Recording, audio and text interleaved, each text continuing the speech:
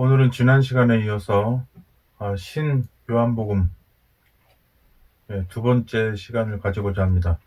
지난 방송하고요. 그리고 지금 이번 방송이 굉장히 중요합니다. 왜냐면은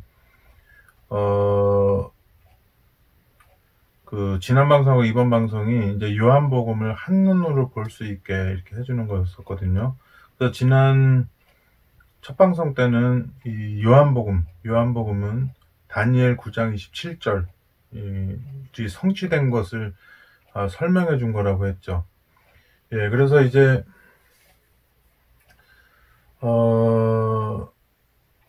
다니엘 9장 27절이 없으면 요한복음이 없다, 이런 얘기를 했습니다. 그래서 오늘은 요한복음 두 번째 시간으로 그거를 좀 더 약간 알기 쉽게 좀 얘기를 해드리도록 하겠습니다. 성경에 다니엘서라고 있죠. 예언서. 다니엘서라고 있죠. 이것이 이제 다니엘서는 굉장히 중요한 게 예수님이 이제 십자가에 돌아가시기 위해서 예루살렘에 이제 들어가셨을 때 마태복음 24장에 이제 말세의 징조에 대해서 얘기를 하거든요. 이제 1차적으로는 예루살렘 멸망에 대해서 얘기하는데, 그때 이제 구약이 이제 우리 39권 정도가 있는데, 그 구약 39권 중에 예수님께서 그 마지막 이제 십자가에 달리시기 전에 이제 뭐 예루살렘 멸망과 또 이제 마지막 이제 지구 종말 같은 걸 이렇게 얘기를 하실 때, 그 구약에 이제 여러 가지 책이 있는데 그 중에서 유일하게 다니엘서만 언급을 합니다. 그 다니엘서를 언급을 했는데, 다니엘서를 언급했는데 마태복음 24장에 제가 지난번에 말씀드린 대로 9장 27절을 언급을 하셔요. 9장 27절을 언급을 하시는데 이게 이제 그렇게 중요한 거죠. 제자들의 머릿속에는 이 다니엘서 9장 27절이 굉장히 머리에 각인이 됐을 거라는 생각이 들어요. 예수님이 이제 올라가신 다음에 이제 금방 오신다고 하시고선 이제 안 오잖아요. 그래서 이제 AD 70년까지, 70년 이전까지 대부분의 성경이 다 기록되고, 제자들이 이제 대부분 다 세상을 떠나죠. 그리고 이제 요한만 굉장히 오래 삽니다. 약, 초기 한 100년, 서기 100년 가까이 이제 살게 되는데요. 제자들보다 이제 한 30여 년 더 살면서 이제 예수님이 이제 그때까지 계속 안 오니까, 이 요한이 이제 자기도 이제 생명이 다 된 걸 알고, 이제 죽기 전에 이제 글을 남겨야지 되는데, 그 죽기 전에 남긴 글이 이거예요. 다니엘 9장 27절을 쭉 풀이해 놓은 겁니다. 그래서 이제 이런 얘기는 이제 주로 많이 사람들이 안 하지만은, 이것이 왜 중요하냐면 마태복음 24장에 예수님께서 직접 구약의 39권의 책 중에 너희가 선지자 다니엘에 말한 바 멸망에 가증한 것이 거룩한 곳에 선 것을 보거든 읽는 자는 깨달을진저, 이렇게 했죠. 그래서 이 멸망에 가증한 것이 거룩한 것, 이제 그 당시엔 예루살렘 성이지만은 결국에는 이 선과 악의 싸움 중에서는 선하고 악은 마음에 관련된 거기 때문에 우리 마음에 이제 그 하나님이 더 이상 거할 것이 없는 그런 상태가 된다고 하면은 그게 이제 뭐 선과 악의 쟁투가 끝나는 거 아니겠습니까? 그래서 이제 그 중요한 거는 이제 우리의 마음 가운데 이 하나님이 거하는 성전인데, 하나님이 거하지를 않고 이제는 하나님이 아닌 다른 것이 거하게 됐을 때, 우리 사람들은 이제 그 사람이 창조된 그런 목적과 가치를 이제 잃어버리게 되는 것이죠. 그래서 이 다니엘서를 이제 예수님이 이제 마지막에 십자가에 달리기 전에 그 많은 책 중에 다니엘서를 언급했는데, 제자들이 죽은 다음에 이제 홀로 남은 사도 요한이 이제 자기도 이제 반모섬에 갔었다가 이제 다시 말년을 에베소에서 보내면서 이제 요한복음을 기록하게 되는데요. 이 다니엘서를 이게 이제 봉인된 책이죠. 다니엘서 12장에 보면 이제 봉인된 책이라고 나오는데, 이제 요한복음, 요한계시록이죠. 요한계시록. 이 말 그대로 계시된 거잖아요. 봉인된 것이 아니라, 예, 봉인된 것이 아니라 이제 이제 완전히 이제 눈으로 이제 보여준 거죠. 그래서 이제 이 요한이 이제 반모섬에 있을 때 아마 자기가 이제 마지막으로 그걸 마지막으로 생각했겠죠. 예, 거기서 이제 마지막으로 기록한 책인데, 요한계시록은, 예, 이 창세기, 예, 1장, 2장이 이제 창조장이잖아요. 예, 그래서 이제 3장, 창세기 3장은 뭡니까? 아담과 하와가 타락하고, 예, 그 다음에 이제 구속의 경륜이 발표되는 거죠. 구속의, 예, 경륜. 구속의 경륜이 발표되고, 이제는 창세기 4장부터 뭐가 됩니까? 이제 가인과 아벨로부터 해서 이제 선과 악의 싸움이 되는 거죠. 그래서 이제 뭐, 우리 뭐 교회 안 다니는 사람도 카인의 후예 뭐 이런 말 알잖아요. 그래서 카인은 이름은 그 사단의 머리를 부서뜨릴 여인의 후손이지만 실질적으로는 그 사단의 머리를 부서뜨린 게 아니라 사단과 한편이 됐죠. 예, 그래서 성경은 이상하게 이름 따라가질 않습니다. 예, 그리고 이제 두 번째 아이를 낳아놓고서는 이제 헛되다. 뭐 지난번에도 말씀드렸지만 헛되다라고 하니까 굳이 말하자면 뭐 뱀의 머리를 못 부서뜨린다 그 말이잖아요.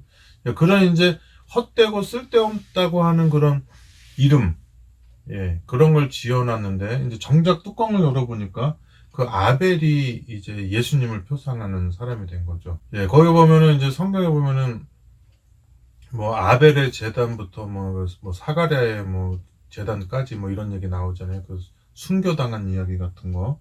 예, 그래서 이제 창세기 4장부터는 이제 그 어마어마한 긴 기간 동안에 이제 선과 악의 싸움이 되는 거죠. 선과 악이 싸우는 겁니다. 이게 이 장면이 끝나는 선과 악의 장면이 끝나는 장면이 뭐냐면 계시록 19장에 예, 그 백마, 예, 흰말 타고 오는 뭐 있잖아요. 뭐 우리가 그 뭡니까?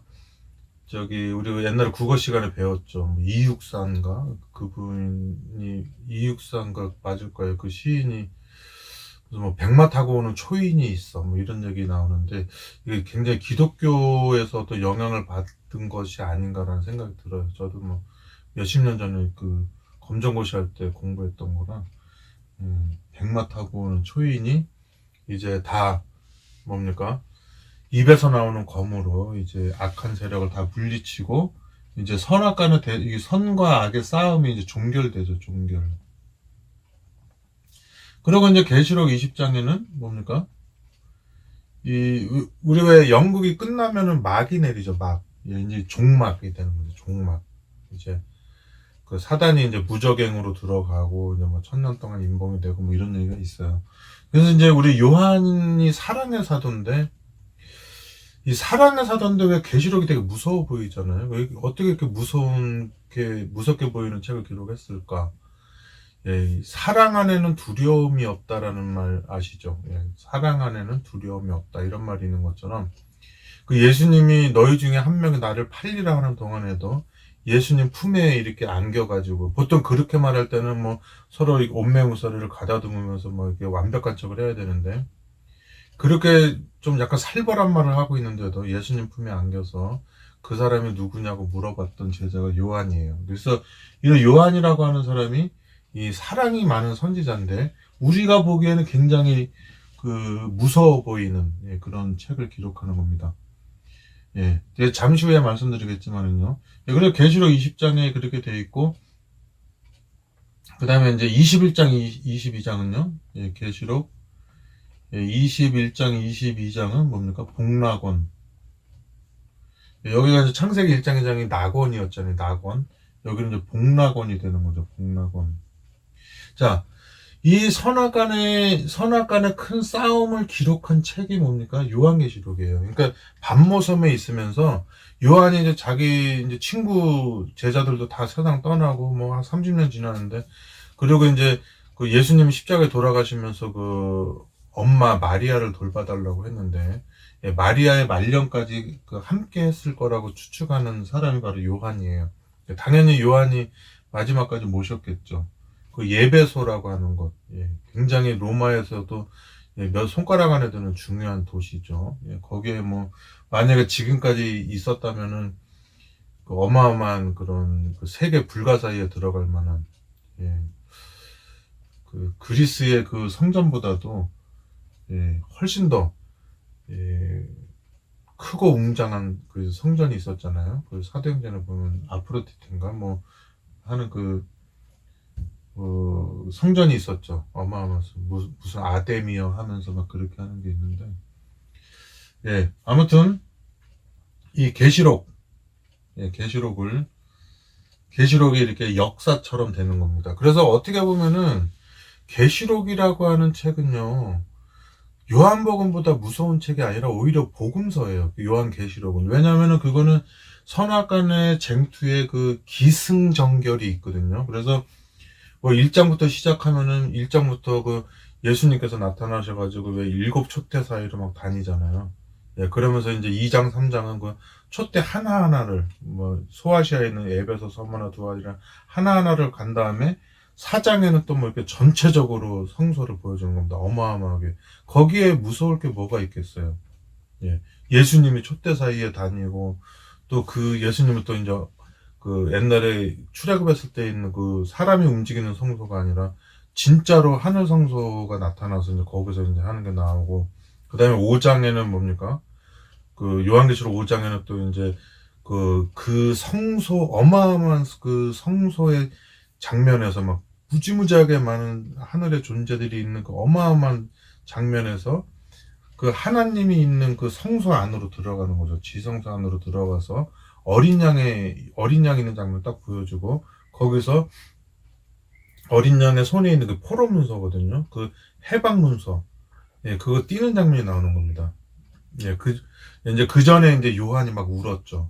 누가 이 손에 있는 이 인을 뗄 수 있느냐. 이거를 떼면서 우리가 그 생로병사의 세상에서 이렇게 죽게 되는 어떤 운명에서 벗어날 수 있는, 이게 그건데, 그게 이제 그 룻기에 나오는 보아스처럼 우리가 그렇게 된 이 생로병사의 세상에서 죽으면서 사랑하는 사람하고 모든 거 다 이제 물건처럼 사라지고 이제 끝나는 인생인데, 그런 이 허망하고 허탈하고 그 망해져갈 세상에서 유일하게 그 해방될 수 있는 문서가 있는데 7인으로 봉해져 있단 말이에요. 그래서 그거를 이제 띄는 분이 그 어린 양, 그 예수님이 있는 거죠. 예수님이 그거 다 띄게 되는 거예요. 그래서 이제 5장, 6장에는 그 띄는 장면이 나오고, 그 다음에 7장에는 이제 삽입장이 나오는 거죠. 거기서 이제 하나님이 인치는 장면이 나오고, 그 다음에 이제 또 뭐 이제 7나팔 그런 거 나오죠. 7나팔 나오고, 그 다음에 이제 10장에서 또 이제 뭐 작은 책, 큰 책, 다니엘서 나오는 장면이죠. 뭐 이렇게 강에서 이렇게 이쪽 강 저쪽 강 해가지고 뭐 책을 삼켜버려라. 뭐 네 입에서는 뭐 배, 뭐라 그랬죠? 입에서는 쓰나 배에선 달리라 했나? 제가 지금 뭐 아무것도 없이 그냥 말하는 거라. 그리고 지금 이게 막 멈추면 안 되기 때문에. 어쨌든 그런 얘기가 있어요. 있고. 뭐 11장 같은 날은 뭐 무슨 성전을 청량하라 뭐 이런 얘기가 있고. 그 다음에 이제 뭐 12장에는 또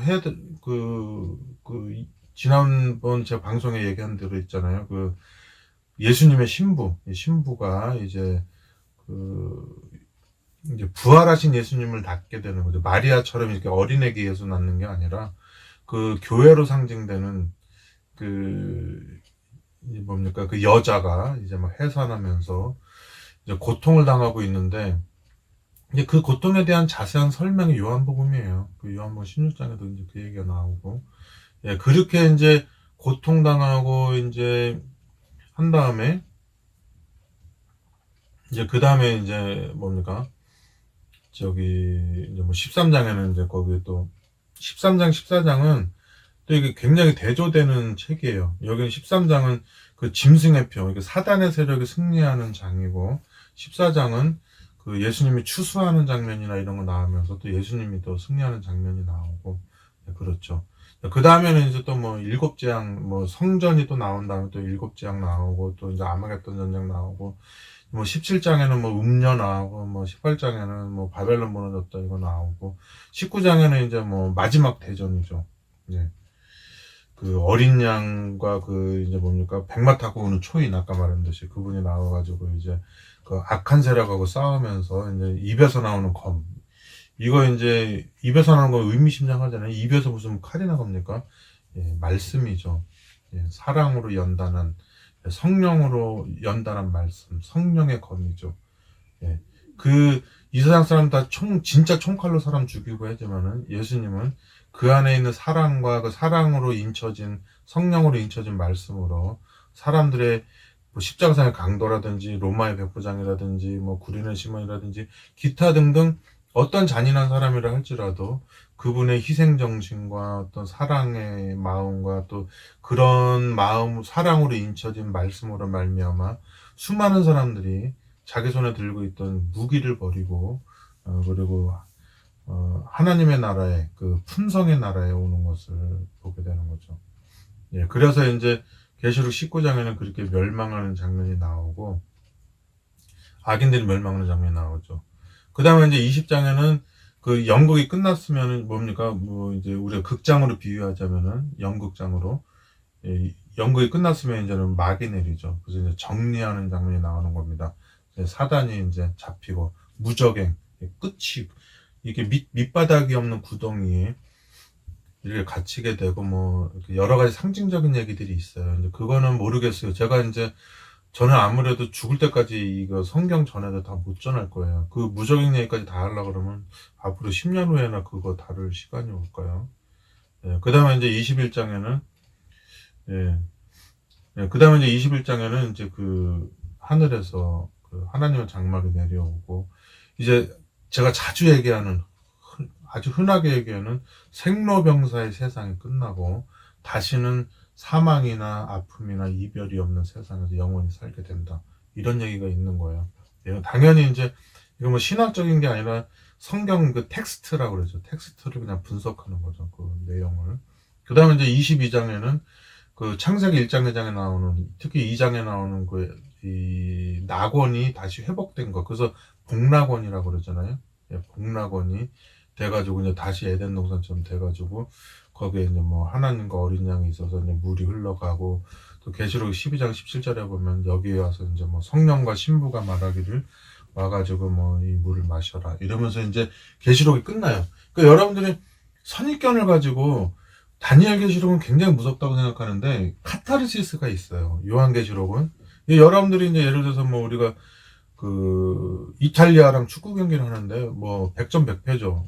포르투갈이고 뭐고. 근데 우리가 그 이탈리아를 이겼잖아요. 그 우리 안정환 축구 선수 있잖아요. 안정환 씨라고. 그분이 이제 공을 차가지고 탁 넣었잖아요. 처음 페널티킥 실패하고. 하지만 우리가 그걸 재방송을 본다면은 전 재방송 여러 번 봤거든요. 왜냐면 이기는 게 너무 좋은 거예요. 알면서도. 예, 그러면서도 이 재방송을 또 보는데도 혹시라도 안 들어갈까봐 더 조마조마하고 막 이러는데, 또 이제 막 그 끝나기 직전에 막 설기현 선수가 막 이게 뭐죠? 이렇게 발리킥처럼 차서 넣은 거 막 지금도 막 생각이 나잖아요. 예. 그래서 이 결과는 알지만 또 보면서도 굉장히 스릴이 있고, 그 다음에 졌으면은 안 보죠. 그러니까 이긴 줄 알기 때문에 스릴 가운데 또 보게 되는 거죠. 그래서 계시록이라고 하는 책은 무서운 책이 아니라 요한복음을 썼던, 요한복음 1, 2, 3, 4로 썼던 사랑의 사도가 기록한 것입니다. 요한복음, 요한계시록이. 그래서 요한계시록은 카타르시스가 있다는 거, 예, 그게 있습니다. 이제 이 죽기 전에 이 선과 악의 그 구속의 경륜, 이 인간의 구원을 놓고 하나님과 사단이 싸웠던 그 창세기부터 계시록까지의 모든 역사를 총망라해서 기록한 책이 요한계시록이다 이거죠. 그러면은 요한계시록을 기록했는데 밤모섬에서 이제 뭐 이제 전승에 의하면은 뭐 불가마도 들어갔고 뭐 기름감아도 들어갔는데 살아나왔다 뭐 이런 얘기 있는데, 이상하게 순교를 안 당하고 예배소에 다시 와서 살게 됐단 말이죠. 거기서 이제 노년을 보내고 있는데, 여기서 이제 요한계시록을 먼저 기록했는데 죽기 전에 또 책을 쓰는 겁니다. 이제 그 책이 뭐냐면, 이제 요한계시록에서 이 요한이 무슨 생각을 했냐면은, 다니엘이 요한계시록이라면 다니엘서 9장 27절은 요한복음이에요. 요한복음 자체가 다니엘서 9장 27절이에요. 그러니까 선악간의 대쟁터에서 하나님께서 천지를 창조하시고 아담과 하와를 만드시고, 그리고 그 아이들이 타락을 하고, 그 다음에 그 아이들을 이제 사단한테 뺏겨버린 그 아이들을 이제 구원하기 위해서 이제 구속해. 이게 하나님 안 믿는 사람이 보면 되게 허망한 얘기, 되게 이게 뭐 공상과학 얘기 같은 뭐 아니죠. 뭐죠? 이런 거를 뭐라 그래야 되죠? 이거를 무슨 공상 소설? 픽션이죠, 픽션. 이제 하나님 안 믿는 사람 볼 때 그런 느낌이 있어요. 저도 이런 말을 하면서 이게 성경 믿고 하나님을 믿는 사람한테는 자신 있게 말하지, 진짜 여기서 뭐 과학자로도 있고 막 이러잖아요, 무신론자들. 그러면은 저는 이 말할 때 창피해요. 왜 창피하냐면, 이게 그 헬라인들이 볼 때는 되게 미련하게 보이는 거죠. 뭐 자기네들도 뭐 여러 가지 이집트랑 막 종교 섞어가지고 뭐 올림푸스에서 뭐 제우스 신 섬기고 하지만, 그런 신들은 다 사람이 만들어낸 신이죠. 사람이 추측해서 만들어낸 신이고. 근데 이런 거는 이제 물론 수메르 문명에 있는 그 뭐 수메르 점토판 뒤져보면 또 이 성경 거기서 뺏긴 거다 할 정도로 뭐가 있어요. 그게 있는데, 근데 이제 여러분들 중에 이제 기독교인들이나 이런 사람들이 이걸 본다 그러면 저는 자신만만한 거죠. 왜냐면은, 근데 이제 저도 이제 공부하고, 저도 이제 막 미신보다는 약간 이성을, 뭐 감성적이긴 하지만은 이제 이성적인 걸 되게 즐겨요. 감성으로 이렇게 감싼 이성. 그런데 이런 걸 보면 저부터도 안 믿을 것 같은, 저가 만약에 교회 안 다니고 그냥 중학교, 고등학교, 대학교 나왔으면은 이런 허무맹랑한 얘기를 믿을 리가 없죠. 그런데 또 제가 이걸 믿는 이유는, 야, 이거 뭐라고 표현할 수가 없는데, 이게 맞아요. 그래, 맞고, 이게 뭐, 1600년 동안 기록이 안 됐고, 뭐, 누가, 1년 만에 기록됐다 할지라도, 어떤 굉장히 머리 좋은 사람이, 정말 인간의 힘으로는 따라갈 수 없는 어떤 머리 좋은 사람이, 이거를 똑똑한 사람이 봤을 때는 이게 굉장히 미련하게 보이고, 무슨 허무맹랑한 얘기처럼 보이게 해놨고, 또 이게 무식하고 미련한 사람이 봐도 굉장히 잘 만들어 놓은 거예요. 그래서 이제 그게 보이는 겁니다. 저 같은 경우에는. 그래서 이제 요한을 제가 보게 되는 거예요. 밤모섬에 갇혔을 때, 마치 세계사를 기록하듯이, 뭐랄까, 전 세계 구속사를 딱 기록했는데, 또, 아직도 생명에 남았을 때 뭘 기록하냐면, 그 요한계시록 이 선악간의 그 우주 역사죠. 여기에서 특별히 뭡니까? 어린 양. 어린 양 전을 쓴 거예요. 선악간의 전쟁도 굉장히 길 거 아니에요. 그죠? 창조부터 해가지고 계시록 끝까지인데, 거기서 여기 다니엘 9장 27절에 한일의 절반, 이게 일주일이 이제 1년이잖아요. 우리의 일해가 일주일이라는 뜻이잖아요. 일주일. 여기 한일의 그 3년 반에 예수님이 죽는 얘기를 기록했는데, 이게 요한복음이에요. 요한복음.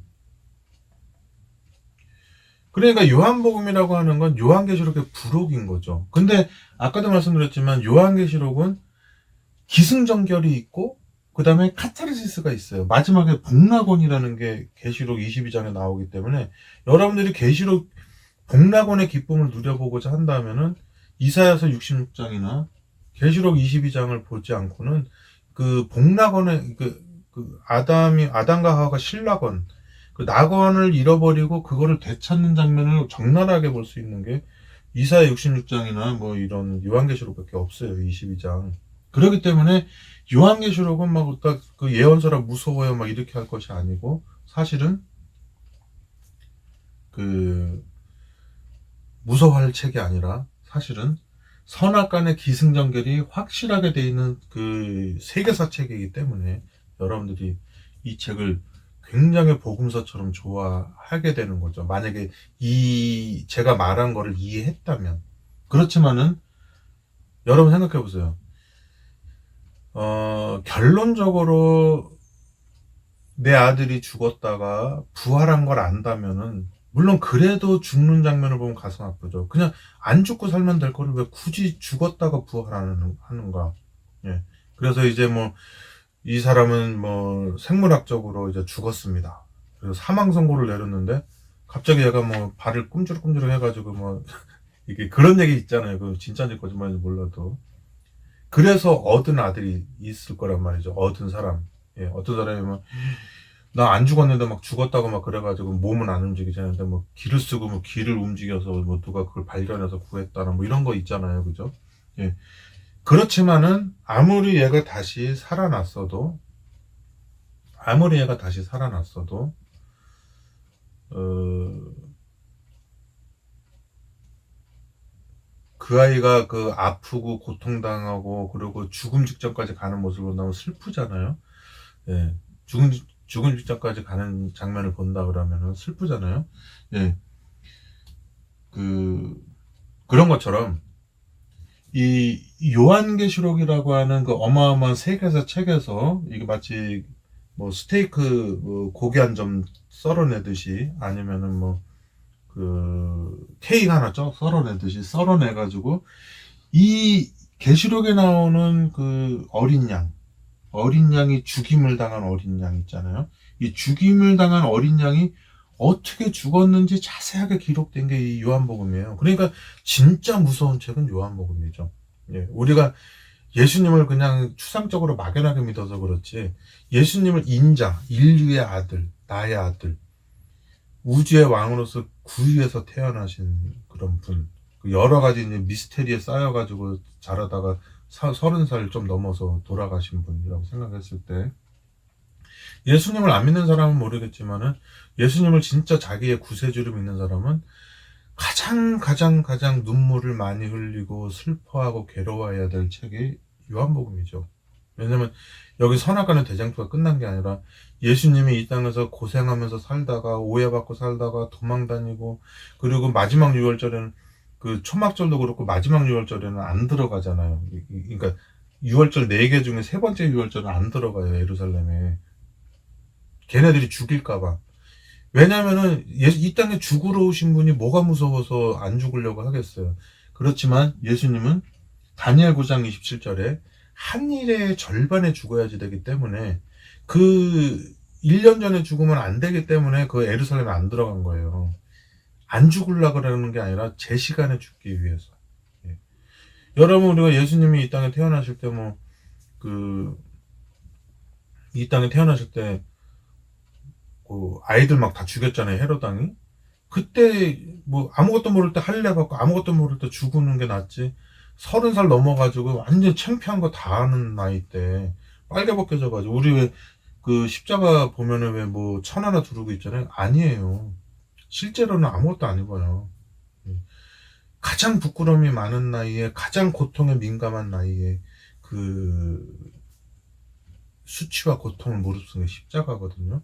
그게 적나라하게 기록된 것이 이 요한복음이거든요. 지난번에 말했지만 마태복음, 누가복음, 뭐 마가복음이 기록되어 있는데 뭐하러 요한복음을 또 기록을 하겠어요. 그렇지만은 마태, 마가, 누가 여기 복음에는 이 3년 반 동안의 일이 자세히 기록되어 있지 않기 때문에 마지막으로 이 요한이 이 작품을 남길 때, 뭐 요한일서면서 편지니까 이거를 확실하게 정립하는 겁니다. 우주 역사상 인간의 구원 문제를 놓고 가장 그 적나라한 대쟁투가 있었던 이 시대, 우리가 예수님의 공생애라고도 부르죠. 이때 예수님이 돌아가시고, 또 그때로부터 3년 반 후에 이제 스데반이 죽으면서 그 한일회가 딱 채워지면서 그 다니엘서에 나오는 그 뭡니까 490년인가 그게 이제 딱 거기서 맞아 떨어지면서 그 복음이 이제 그때부터 이방인으로 넘어가는 거죠. 바울에 의해서. 여러분, 이것에 대해 할 얘기가 정말 너무 많아요. 그래서 이제 그거를 앞으로 해나가고, 오늘 제가 어, 제목이 예수님의 때와 우리의 때인데요. 제가 그걸 하려고 그랬는데 아마 오늘 그걸 못할 것 같아요. 그래서 이제 시간이 많이 지나서요. 네, 그럼 오늘은 요한복음 7장 1절에서 6절의 말씀을 보고 마치고, 오늘 그 하다 못한 거 우리 다음 시간에 또 하도록 하겠습니다. 예수님의 때와 우리의 때 후반부는 다음 방송에서 하도록 하겠습니다. 그러면 제가 읽겠습니다. 이후에 예수께서 갈릴리에서 다니시고 유대에서 다니려 아니하심은 유대인들이 죽이려 함이로라. 유대인의 명절인 초막절이 가까운지라. 그 형제들이 예수께 이르되 당신의 행하는 일을 제자들도 보게 여기를 떠나 유대로 가소서. 스스로 나타나기를 구하면서 묻혀서 일하는 사람이 없나니 이 일을 행하려 하거든 자신을 세상에 나타내소서 하니, 이는 그 형제들이라도 예수를 믿지 아니함이로라. 예수께서 가라사대 내 때는 아직 이르지 아니하였거니와 너희 때는 늘 준비되어 있느니라. 여러분, 내 때, 예수님의 때 있죠.